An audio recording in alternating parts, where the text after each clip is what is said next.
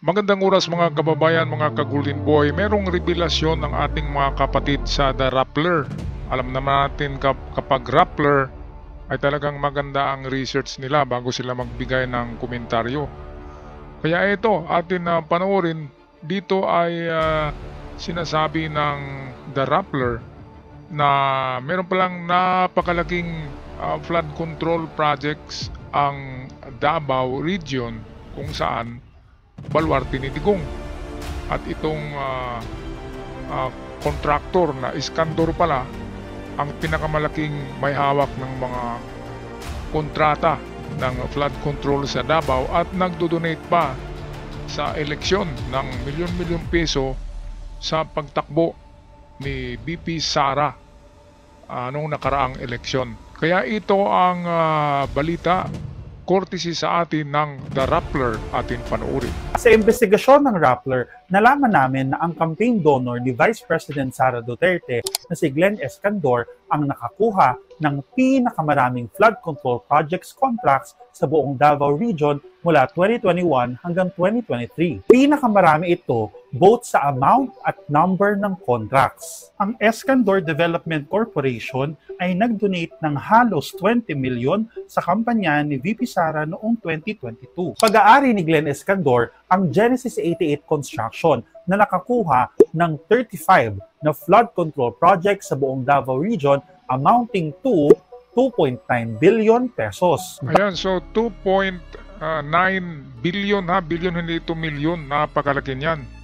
Pero maliit lang yan, fraction lang yan sa 51 billion na flood control ng Davao. Noong kapanahonan ni Digong ay meron silang total na 51 billion. Yan ang hinahanap ni Lacson ngayon kung nasaan ang 51 billion flood control projects sa Davao. Ito ba talaga ay nagastos? Ito ba talaga ay ginawa sa project? O baka na ghost project na naman ito? Kaya dito sa sinabi ng The Rappler na mayroong 2.9 billion pesos na naging proyekto itong Iskandor, ay malayo pang 2.9 sa 51 billion pesos na ito daw ay budget ni Pulong Duterte. Kaya gabi-gabi si Pulong sa bar na mayroong mga first class na mga chika baby. Kasi 51 billion, kahit ideposito mo na lang yun sa bangko, napakalaki ng tubo nun. Tsaka mo withdrawin, tsaka gagawa ng project, di ba? Yan ang ginagawa ng ibang politiko Yung hindi talaga nila ninakaw, ay ideposito lang muna nila yung bilyon-bilyon na pera ng gobyerno, at kapag tutubo na yan ng milyones, tsaka nila i-withdraw at ilagay sa project. Well, yun ay tinatawag na less evil kasi hindi talaga ninakaw, diniposito at kumuha lang ng tubo. So parang parang semi legal ang ginawa at semi illegal din. Di ba mga kababayan? Pero itong talagang nanakawin mo, hindi mo nilagay sa bangko, ninakaw mo lang talaga, ito talaga ay mortal na kasalanan ito. Grabe, na kasalanan, ninakaw. Kasalanan sa Diyos kasi magnanakaw ka. You shall not covet your neighbor's goods. You shall not steal. Dalawa yan Kapag nangnakaw ka, dalawang commandments ng Diyos ang natamaan. Kaya imperno ka dyan, brother. Okay, patuloy tayo sa ating kaibigan sa The Rappler. Base po yan sa data na nakalagay sa Sumbong sa Pangulo website. Ito pong 35 flood control projects na ito ay makikita lahat sa Davao City. Base po sa bilang namin, itong 35 ay nire-represent ang 25% ng total ng flood control project sa buong Davao City, ang teritoryo ng mga Duterte. Ibig sabihin, 1 in 4 flood control projects sa city ay napunta sa kaibigan ng mga Duterte. Ayan, so kung 25% ay meron pang natirang 75% na total project. At sa 25% ay nakagastos na sila ng 2.9 billion. 25% pa yun So ibig sabihin meron pang natirang tatlong 2.29. So kung 3, 2, 6, 7 plus 7 billion, 2 plus 7 billion ay 9 billion pa rin. Kulang pa rin. Hindi pa rin naipakita kung nasaan yung 51 billion pesos na total funding ng flood control sa Davao na naibigay kay Pulong kasi siya yung congressman doon. So grabe. Kapag ito na ang napukusan ng Blue Ribbon, itong 51 billion na nawawala sa Davao City na hindi nailagay sa lahat ng proyekto, kasi dito makikita natin na 25% lang ang pinaggastusan ng 51 billion pesos na budget ni Pulong, mga kababayan. Kaya nag-vibes, na-connect itong sinabi ngayon ng The Rappler, itong revelasyon ng The Rappler ay konektado doon sa nawawalang 51 billion pesos na flood control budget ng Davao City under kay Pulong, yung congressman na anak ni Digong. Naku, grabe mga kababayan, 51 billion. Kahit nga ilagay mo lang sa bangko yan sa isang buwan, tutubo na siguro yan ng 10 million kahit ilagay mo lang sa bangko. Grabe. Kaya ito ngayon, palagay ko ay isusunod ito ni Ping Lacson paghanap kung nasaan na yung 51 billion pesos sa Davao na flood control. Okay, balik tayo sa ating mga kaibigan dito sa The Rappler. Ako si Jairo Boliedo, ang reporter sa likod ng investigasyon na ito. Ipakikita ko sa inyo kung paano namin inimbestigahan si Escandor at ang iba pa naming mga finding. Katulad po ng CLTG Builders at Alfrego na pagmamay-ari ng pamilya ni Senator Bongo, matunog din po sa Davao City ang Genesis 88. Sobrang close kasi ng mga Escandor sa mga Duterte. Ayan, so kanina nabanggit yung dalawang construction company ni Bongo. Ngayon ito'y pangatlo ay mga Escandor. Mga Escandor din po ang may-ari ng SDevco, ng Mandaya Hotel, pati ng Matina Enclaves. Una ko pong tiningnan ang website ng Sumbong sa Pangulo at kinuha ko po lahat ng contractors sa buong Davao Region. Pagkalinis po ng database ay gumamit po ako ng command sa sheets na tinatawag na pivot table. Mas madali po kasi nitong bilangin yung mga amount o yung mga numbers na gusto mong tingnan sa database mo. And voila! Genesis 88 nga po yung pinakamaraming contracts sa buong Davao Region.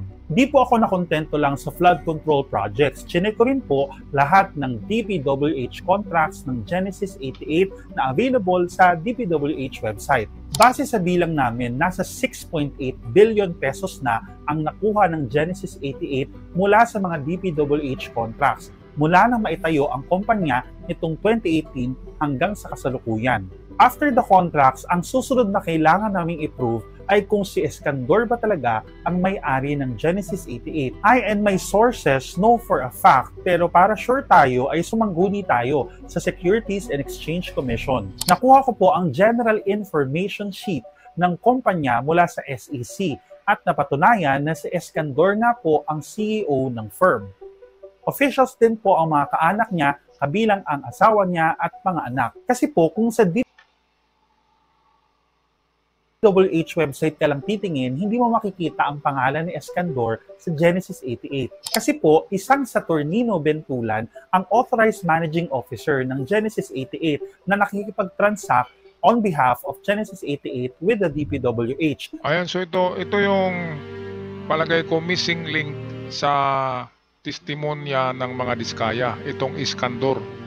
Diba? Kasi 2016 to hanggang sa 2021, mga Escandor ang may hawak sa Davao Region ng mga flood control project. So kilala ito ng mga Diskaya kasi nga meron ding subcontract ang mga Diskaya sa lugar ni Digong. Pero yung number 1 pala na kontratista dyan ay Escandor, pero wala yan sa radar, no? Wala sa radar ni PBBM, hindi nailagay sa lista ang ganyang pangalan na Escandor Construction under sa Saturnino Bintulan. Iba yung namamahala pero iba rin yung may-ari. Kaya bakit kaya hindi ito nakita ng Pangulo na isa rin ito sa malaking contractor na may hawak ng bilyon-bilyon din na pondo ng gobyerno. Kaya ito ang dapat sa panahon ni Digong, na ito pala yung kumukontrata ng malaki sa Davao Region, 2.9 billion Pero wala yan sa mga Diskaya, ay 30 billion ang kanilang nakontrata. Sa panahon ni Digong, 30 billion mahigit. sa mga diskaya. Ay wala sa kalahati itong mga iskandor, mas grabe ang diskaya talaga, mga kababayan. Pero ganun pa man ay 51 billion pesos kasi ang budget ng flood control sa Davao. Kaya yun ang hinahanap ni Lacson. Nasaan na yun? Dito sa report na base sa DPWH records ay meron lamang 25% na nagawa sa total na projects. 25% pa yung ginawa. So meron pang 75% na mga proyekto na dapat gagastusan pa, at ang nagastos ay 2.9 billion na. So malayo pa rin ang 2.9 billion, kahit 3 billion malayo pa yan sa 51 billion. Kaya ito ang dapat hanapin ni Ping Lacson. Nasaan ang 51 billion sa Davao Region? Sana isusunod yan para malaman natin, mga kababayan, kung nasaan na nga yun. Alright, balik tayo sa ating mga kaibigan diyan sa Rappler, lalo na dito kay Jairo Boledo. Napakagaling na na researcher ng The Rappler, si Jairo Boledo. Maraming salamat sa iyong video, brother, at ating na-share sa mamamayang Pilipino.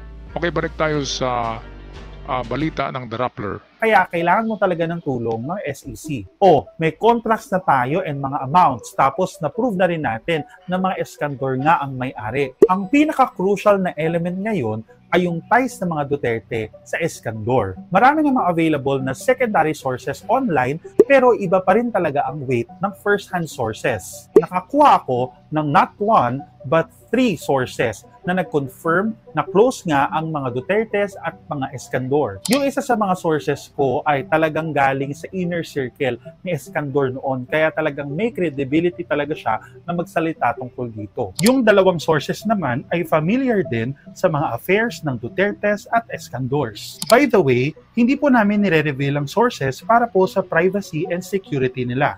Isa pa, mayroon pong SOTO law or shield law na pumoprotekta sa aming mga journalists para hindi namin i-reveal ang identity ng mga news sources namin. In the spirit of fairness, syempre hiningan po natin ng panig ang mga Iskandor at mga Dutertes. Si Representative Pulong Duterte, nag-reply po siya pero wala pa pong reply from the Iskandor and Vice President Sara Duterte. Ayan, so paano mag-reply ang si Pulong, di ba? Siya yung may hawak ng 51 billion budget ng Davao Region. Ngayon, balik tayo dito sa sinabi na Republic Act number 53. Ito pala yung SOTO law na ginawa ni Tito Sen, ni Tito Soto noon, na batas Republic Act number 53, ay nagprotekta pala ito sa mga mamahayag.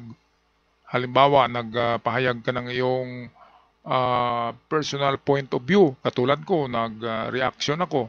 Yan ay expression So yan ay ang ating mga ekspresyon sa mga ka-vlogger dyan, ay protektado pala ito ng SOTO Law Republic Act number 53. Ayan, so ngayon ko lang nalaman din yan na mayroon palang proteksyon ang mga mamamahayag kapag nagbigay ng komento, reaksyon, or balita. Kaya dapat hindi makakasuhan ng mamahayag kung nagpahayag lang siya ng kanyang ekspresyon at komentaryo, di ba? Pero kung libel, iba naman yun. Iba naman yung libel. Di ba, mga kababayan? Kaya salamat kay Jairo Boledo para sa ating nakuhang kaalaman. Okay, so ito na. Ito si Pulong. Ayan. Wala, hindi sumagot si Pulong. Tinawagan daw paano sasagot yan? 51 billion kahit matanggal pa yan sa serbisyo, kahit maano pa yan, kahit hindi na yan congressman, kahit magnegosyo na lang yan, ay nako, 51 billion, kahit igastos mo doon ng kalahati, 25 billion, ay meron ka pa rin natirang 25 billion. Yung ginastos nga sa proyekto, sabi dito ay 2.9 billion lang ng Iskandor Construction Company. Grabe. Tapusin na natin ang video courtesy ng The Rappler. Nag-reply po siya pero wala pa pong reply from the Iskandor and Vice President Sara Duterte. We report about these things kasi po pera ng bayan ang pinag-uusapan at ginagastos para sa mga proyektong ito. More importantly, dapat nakikita ng taong bayan ang big picture sa investigasyon ng mga flood control projects na ito. Kasama po dyan ang relasyon ng mga politiko sa mga contractors. katulad na lang ng mga eskandors sa mga Duterte. Iniiwasan po kasi ng ating batas na magkaroon ng advantage ang mga businessman at mga contractors just because may koneksyon sila o nagpondo sila ng kampanya ng isang politiko. Ayan, so bawal talaga ang politiko ay magpapundo ng budget para sa kumpanya galing sa mga negosyante. Katulad na lamang ng mga iskandor na nagbibigay pala kay BP Sara ng milyon-milyones para pundo sa kanyang pagkampanya as Vice President of the Philippines. Bawal yun, katulad sa ginawa ni Escudero na tumanggap siya ng 115 million para lamang sa kanyang pagkandidato, di ba? Kaya plunder din yun, di ba? Kay Polong, ganun din ang mangyari. Kapag napatunayan na yung pera na 51 billion, nasaan na yun? Noon kasi hindi maimbestigahan yon kasi presidente si Digong noon, sino mag-imbestiga sa 51 billion pesos na flood control ng Davao City, ng Davao Region.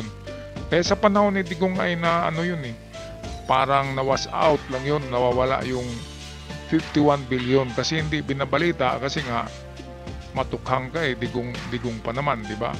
Kamay na bakal. Pero malambot pala kapag nakulong. Di ba mga kababayan? Paki-react na lang sa ating reaction dito sa ating comment section down below mga kababayan. Ay malaya kayong magpahayag ng inyong saloobin. Sa aking mga bagong followers at subscribers, maraming salamat sa pag-subscribe. Hanggang sa muli, paalam at ingat ang lahat. God bless the Philippines.